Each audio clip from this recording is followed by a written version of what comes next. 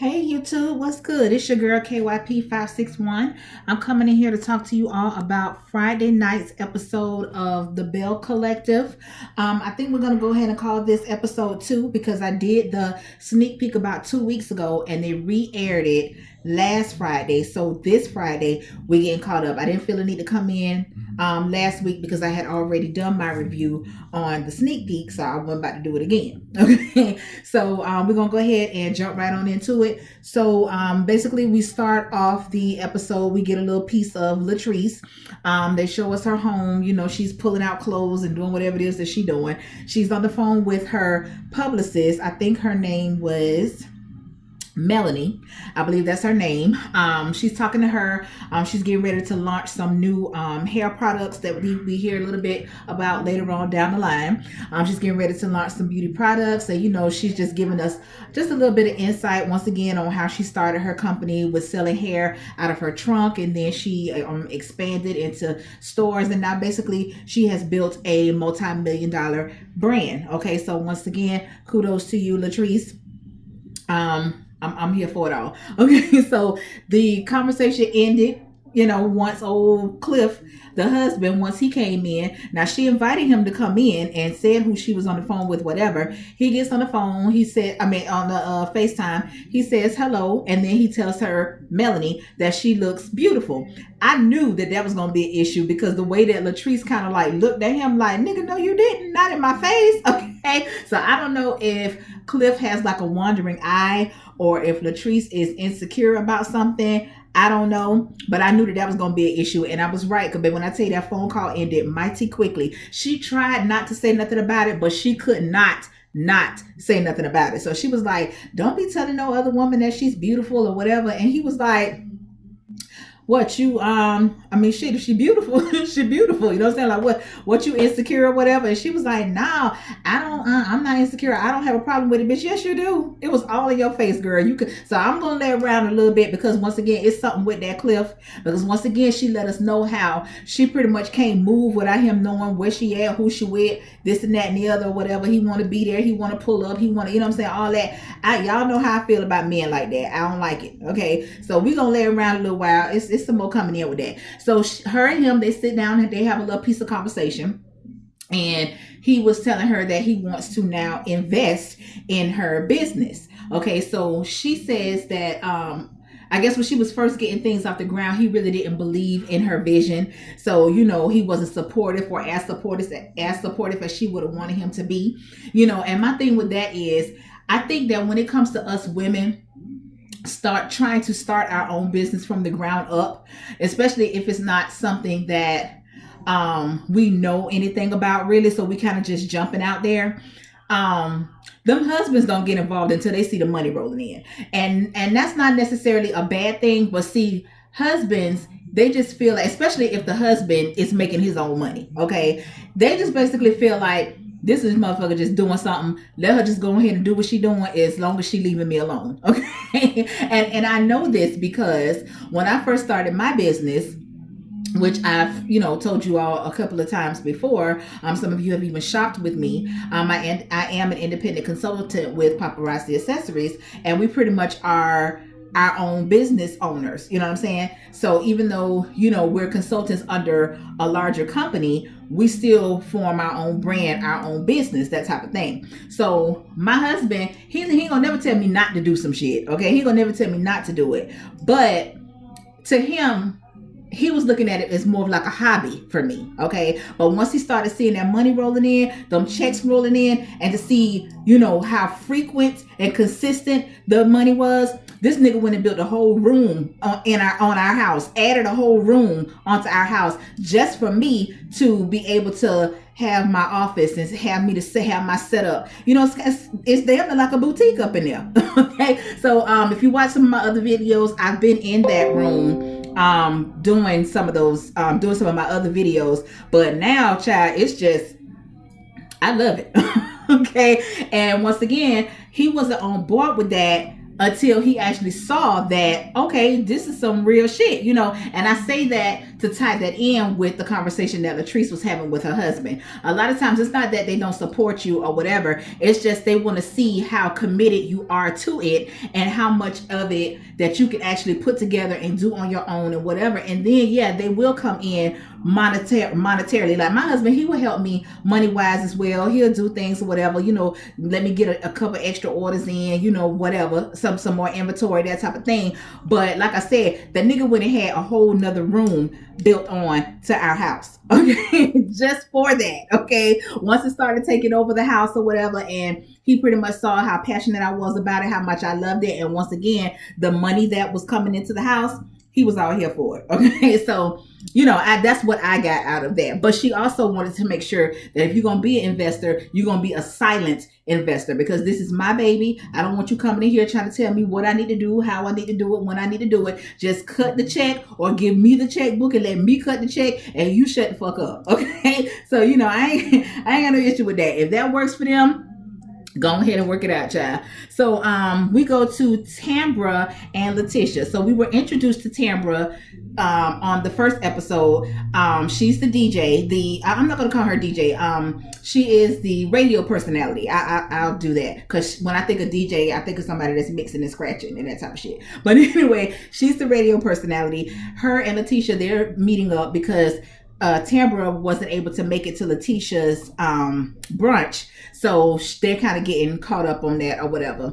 And now what I was looking kind of cross-eyed, because as Letitia is telling Tambra what happened, she's telling a completely different story than what I saw with my own eyes. She was making it seem like, okay, her brunch was pretty much ruined because of this big commotion between Marie and Latrice. Okay. But as you telling the story, you making it seem like it was both of them equally. No, from what I saw, or the way that, I was looking at it on the TV, Latrice was just responding because Marie basically came for her brand. And like Latrice has said, bitch, my brand is my bread and butter, and ain't now bitch finna come for that. Okay. So when you tell the story, you need to make sure you tell the story the way that the shit went. Don't be trying to make it seem like they just came up in there and they just all of a sudden clashed. Bitch, somebody had to jump it off. Because to my understanding, them motherfuckers don't even know each other. From what I gather from this episode, they don't even know each other. So I'm like, I didn't like that. Okay, I didn't like that.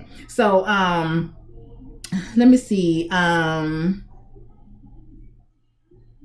Then we go over here to that old Marie. I don't know why I can't say her name without saying that old Marie. Okay. So anyway, she is telling, once again, a whole different story than what we saw. She's talking to her business partner, which I've also decided that I don't like. Because last, the sneak peek episode, I decided that I didn't like Marie, and I still don't like Marie. And now this episode, I decided that I don't like Marie's business partner either. Okay. So she's sitting there talking to her or whatever, telling her own story, because like they say, it's always three sides to the story, your side, and the truth is somewhere up there in the middle. Okay, so she's telling her, how she came for her, and and all of this or whatever, and they tried to gang up on her, to my her and Antoinette or whatever, and I think she even said it was an entourage, girl. It wasn't nobody but her and Antoinette, child. So anyway, she talking about they tried to gang up on her all because she asked her about some hair and this and that, and I was like, girl. Now, you know what? I got some friends that be with that rah-rah. Okay, I have quite a few friends that's with that. And if them motherfuckers would have came to me, talking to me like how Marie was talking to her friend slash business partner, I'd have been like, nah, bitch, what you did? Okay, because bitch, I know you jumped some shit off. Okay, like we friends, so don't do that. Don't do me like that. Okay, but yeah, her friend knew that she was on some bullshit. Cause bitch, you know Marie. Okay, so that shit, the way that she was explaining that shit ain't even in her character for that to have went down like that. But whatever, child. So then you got Letitia. We back on Letitia. She is meeting with the community liaison. She is the liaison between the community and what's going on with this Farish Street. So we got a little bit of history on Farish Street, and I was very interested in it. I like things like that when they talk about how Black people basically had their own thing going back in the day. And I really hate that a lot of Black people let their own businesses go, also that they can go in and fit in where they ain't wanted. But you let your stuff go that you were successful in. You had your own. You was getting it from your own. You know what I'm saying? But you let that all go to the wayside only so you could go over here during integration, and pretty much you want to sit at the table with motherfuckers that don't want you there when you had your own table. You know what I'm saying? And it seems like that's kind of what may have happened with Ferris Street. So once again, from last episode, we learned that Letitia, she wants to revitalize Ferris Street, and she wants to bring all of the ladies in, and I could totally see that. I could see Latrice having a hair store in that area. I could see old girl Marie putting some sort of medical facility there. You know what I'm saying? That type of thing. And like Letitia was saying, a resource center. And I could see maybe Antoinette having a small practice in that area. You know what I'm saying? That would be totally bomb. These are young enough Black women, okay, successful Black women, whether I like their asses or not, they doing their thing, okay, and for them to be able to come together and refresh that strip, like old girl was saying, when younger girls walk up and down that street doing whatever it is that they're doing, they can see this stuff and they be like, I want to have me a business. So I want to, you know what I'm saying? Like, I love that. I love that. And I really hope that that works out for them. Okay. So, we have Latrice and Antoinette. So Latrice goes to Antoinette's house. So as we learned in the first episode, Antoinette is newly divorced. And this must be like really, really newly divorced, like really newly divorced, because that girl is hurt. Okay. I felt so bad for her in some of her scenes. So, I've gathered that Antoinette and Latrice, they're actually friends, because Latrice was around when Antoinette was actually married. So they have history together. Not like a lot of these reality shows, they just find different women and try to find a way to make them all fit in. These girls actually know each other. So she comes through. Latrice gives us a little bit more information about her hair product line that she's coming out with, because she brought old girl like a little sample box or whatever. It was cute. So that was cool with that. Antoinette was basically saying how she has redone, I guess she still lives in the house that she lived in with her husband. So once they got divorced, she basically redid the whole house, like gave it a whole new look basically to fit her. Whereas I guess before it looked more of like her husband's taste, and she was just basically fitting into his space. So now it's her space. It looks more like her, you know, it's more vibrant, it's more open, you know what I'm saying, whatever. So she's just figuring out, you know, how to move on without him, you know, or without being a wife, you know what I'm saying? And she kind of gave us some insight on some of the things that, you know, may have ended her marriage, or, you know, contributed to the ending of her marriage. Like, she wanted to pursue her career and be well into her career before she had children. And that's her choice. And it's so many times that us as women will make these, we think, compromises because our husband wants kids and this and that, and we do everything on their time. And so as we become parents, of course, we put ourselves on the back burner, because now our first priority is our children. The second priority is the husband, or whichever order you want to put that in. Okay. So we become last. So now, oh, I can't enroll in school this year, I'll just have to do it next year. Next year turns into, oh, such and such had something going on and I can't do it this semester, I'll do it next semester. You know what I'm saying? And before you know it, it's damn 5-10 years down the line, the husband is still progressing in his career, doing whatever it is that he want to do. This nigga getting degrees, this nigga getting promotions, this nigga starting businesses, this nigga doing all type of shit, just a free for all around this motherfucker with no type of chains, no type of holes, no nothing. Whereas we're still postponing. Next thing you know, you an old bitch and you just like, fuck it. You know what I'm saying? Like, that's how I go, y'all. And I'm kind of speaking from experience on that. So, you know, it is what it is. All right. So we go back over here to Tambra. We talked to Tambra a little bit. Tambra reminds me of somebody. I almost thought it was Carly Red. And I mean, like, as far as her look, I don't like that hair. That hair just looked like it's plastic or something. I don't like it. Kind of like LaToya Jackson or something. I don't know. And her voice, for her to be a radio personality, oh my God, girl, no ma'am. So anyway, she tells us that she is feeling the pressure from her family for her to start a family. They wanted to have kids. They wanted to have a husband, this and that. And she wants those things too.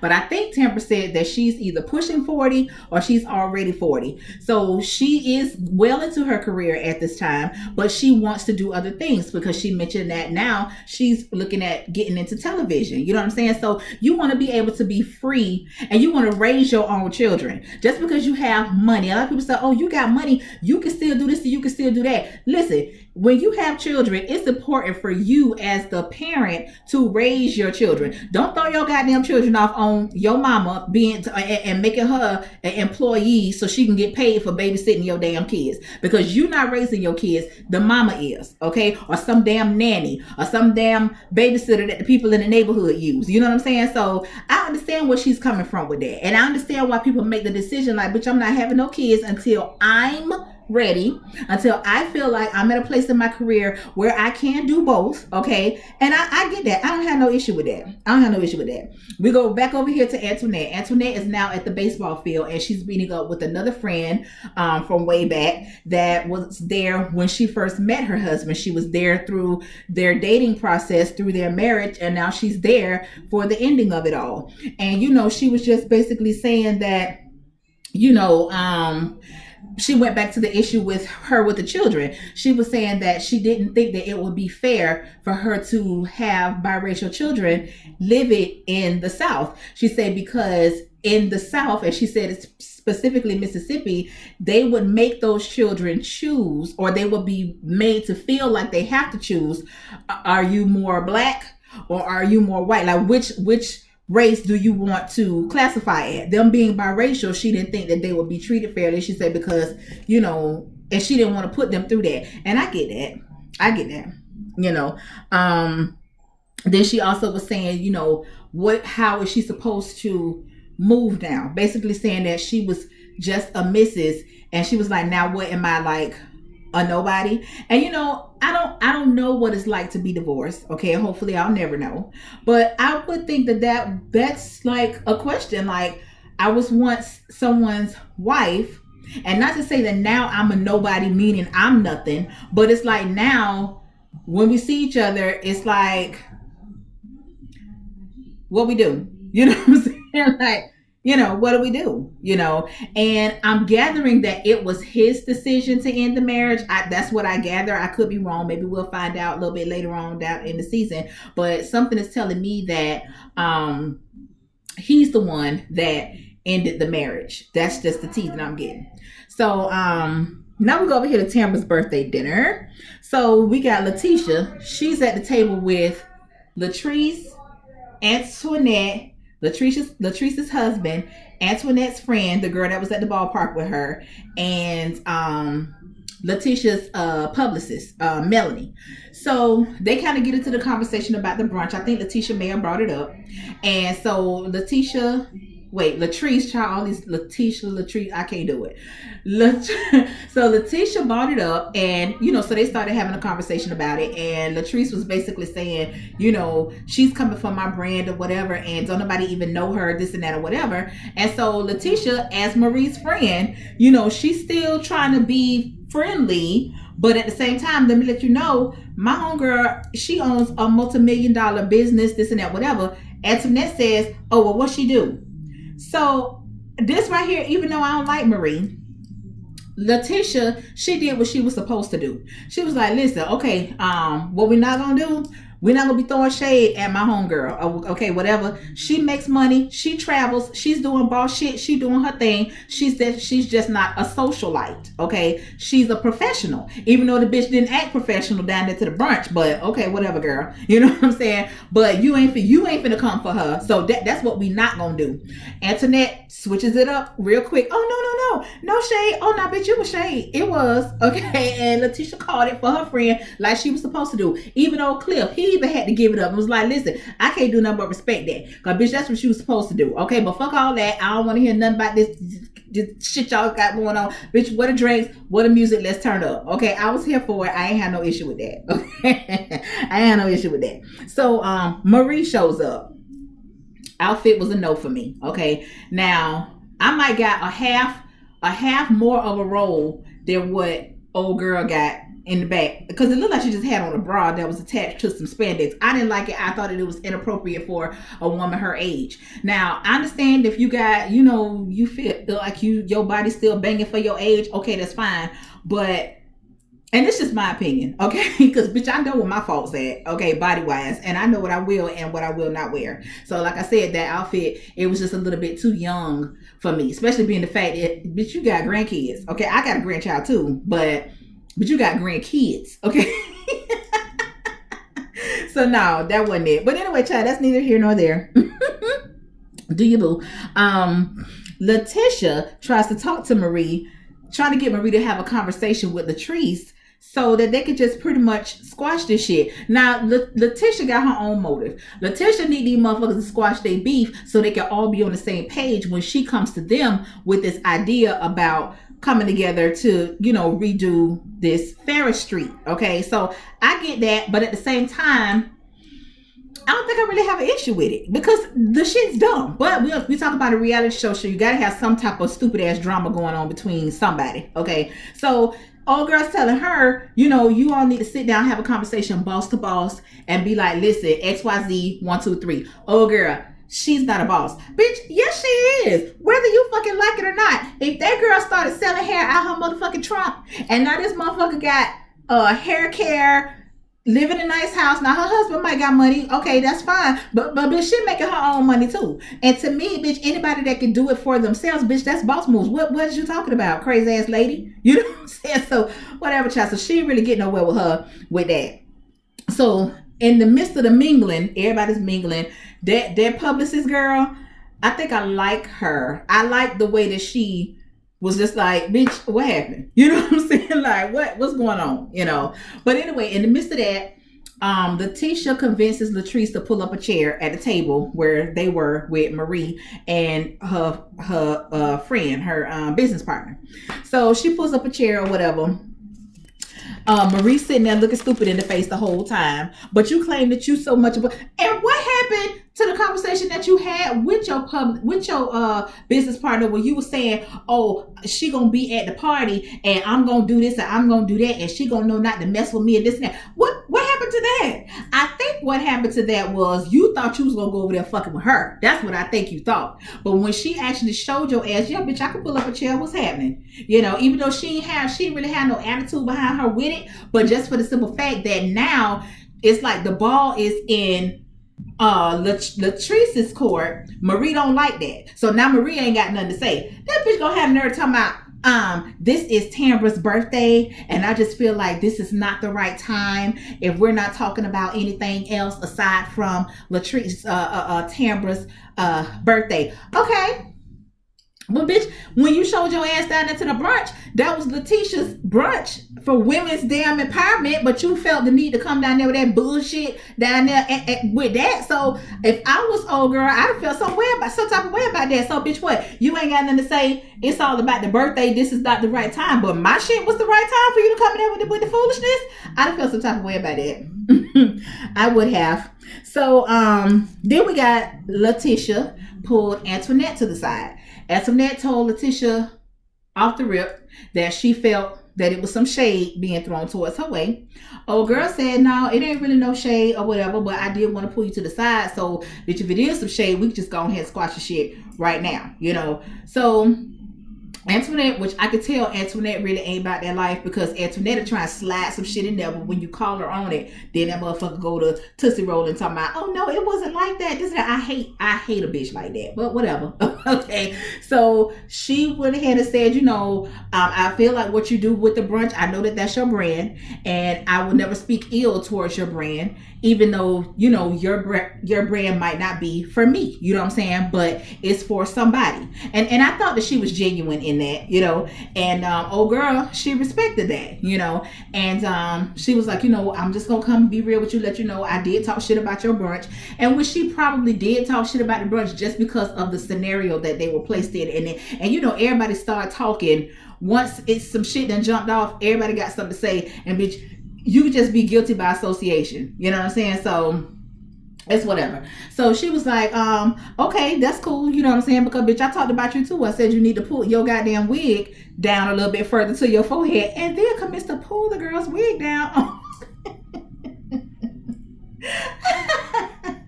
I said, hell no. So anyway, child, they laughed about it. You know, old girl said, Antoinette, she even offered to help. Now, see, that's what I like. If you see that I'm doing something and it's with the purpose, right? You might not like it, but offer your help, bitch. If you feel like I'm lacking somewhere, or if you feel like you can help me add to it or whatever, make it better or whatever, bring it to me. Offer some assistance. Don't just come to my shit, bad shit, and then you ain't got nothing to offer towards it. You know what I'm saying? Because see, that's the type of shit that'll get you cussed out. Okay. But anyway, I did like that. I do see a friendship blooming between them. Now, I don't know how that's going to work between Letitia and Marie, but we'll see. Okay. So then everybody high five, laughing it up. Tambra does this inspirational toast about, you know, they representing Jackson, Mississippi, and you know it's all about women's empowerment. And try to be killing me with this women's empowerment, child. But anyway, they representing Jackson and big things popping and little things stopping and you know all that type of shit. And bitch, let's turn up. Okay, so everybody is having fun, dancing, taking selfies, you know, just mingling and laughing and whatever. You got goddamn Marie and her damn sidekick back there standing to the back, you know, just scoping the scene, talking about how fake everybody is and how she doesn't see everybody having a genuine heart when talking about moving on and all this and all that. But you the only one that's standing back to the back, not trying to, because y'all altercation wasn't that serious to me. You know what I'm saying? So for you to act like you couldn't agree to have the conversation another day, you know, they, you know, it was like, well, can we toast to having this conversation another day? She's like, oh, you know, I'm not fake, I'm not this. But then when I watched the preview for next week, I see what your issue is. Bitch, you miserable at home. You might be making millions of dollars, you might have a nice house, you might can wear red bottoms, you might get your hair done and buy wigs and do this and do that, but bitch, you miserable at home. Okay, so we gonna talk about your ass a little bit down the line. I already know that. So anyway, that concludes my video for the Belle Collective. Okay, this is season 1, episode 2, and it is called Wigs and Waffles. Is it called Wigs and Waffles? I believe it is. Yes, it is. Wigs and Waffles. All right, so please like, comment, and subscribe to my channel. Talk to me, y'all. Y'all know I like to talk back. I really do miss you guys, so I'm glad that now we're on regularly scheduled programming, and I do see that on the 30th, Love and Marriage is back, so y'all know I'll definitely be back for that. Okay, because baby, I've been waiting. Okay, I've been waiting, so I will definitely be around for that. So until next time, y'all, peace out.